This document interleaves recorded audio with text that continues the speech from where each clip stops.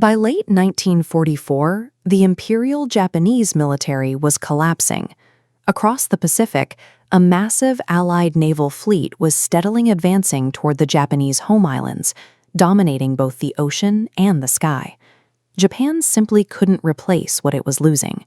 The military's supply of experienced, highly trained aviators was nearly exhausted. They were fighting heavily funded American forces, using obsolete aircraft and shrinking stockpiles of essential materials. Faced with certain defeat, Japanese High Command authorized a cold, mathematical calculation. They formed special attack units designed to inflict maximum possible destruction while spending the absolute minimum amount of resources. The mechanic was brutally simple. Instead of dropping ordnance and attempting to return to base, the pilots themselves were weaponized. They would fly their aircraft directly into the decks of enemy ships. While modern memory often frames these pilots as spontaneous, reckless fanatics, the records reveal a highly organized, state-sponsored military protocol.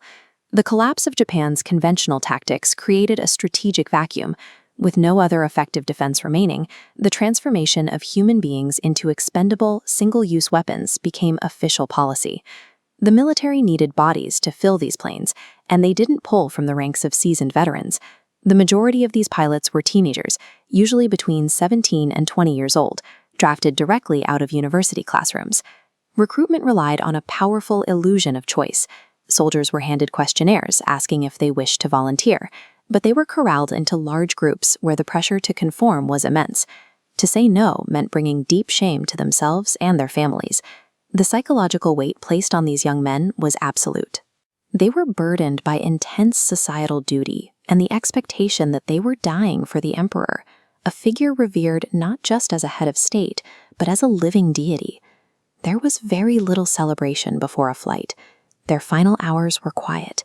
Pilots would write letters to their mothers apologizing for not being better sons, leave behind locks of hair for local shrines, and share a final ceremonial cup of water or sake before climbing into the cockpit. The hardware assigned to them reflected their expendability. Many flew stripped-down, aging fighters, while others were strapped into the Oka, a crude, rocket-powered glider largely made of wood, designed with a massive explosive charge in its nose and no landing gear. Because survival was off the table, the second half of traditional flight school was scrapped entirely. Training focused solely on keeping an unstable, overweighted plane in the air, managing severe G-forces, and executing a steep final dive. This methodical system converted discarded machinery and the loyalty of students into a sophisticated guided delivery mechanism for heavy explosives. Out in the Pacific, the targets were enormous American task forces. These were sprawling armadas of aircraft carriers, battleships, and destroyers, protected by thousands of sailors constantly scanning their radar screens for incoming threats. When an attack began, operators would spot small, fast-moving formations approaching. But unlike standard bombing runs, where planes drop their payload and bank away to escape, these radar blips just kept coming in a straight, unyielding line. The sky above the fleet would erupt into a wall of anti-aircraft fire. The incoming pilots navigated through dense clouds of black smoke and fiery shrapnel, ignoring every instinct of self-preservation to keep their sights locked on a ship. The threat relied on pure physics. If even one plane slipped through the defenses, its heavy payload of bombs, hundreds of gallons of aviation fuel, and the raw kinetic energy of a high-speed dive fused into an unstoppable destructive force upon impact.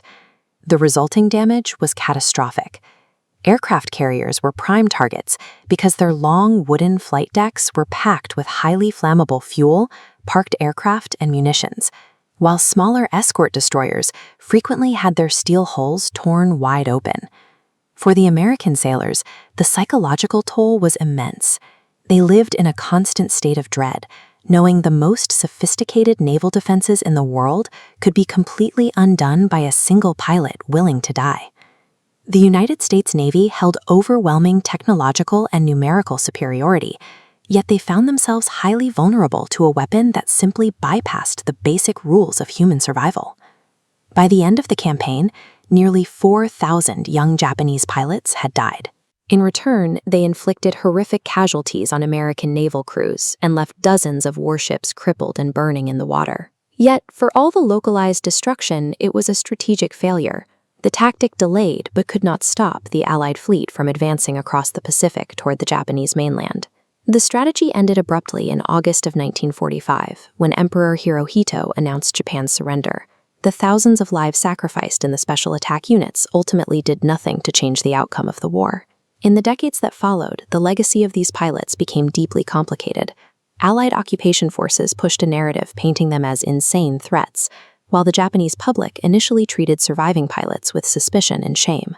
The history of these young men remains a chilling testament to the final act of a military empire, one that chose to consume its own youth rather than admit the reality of defeat.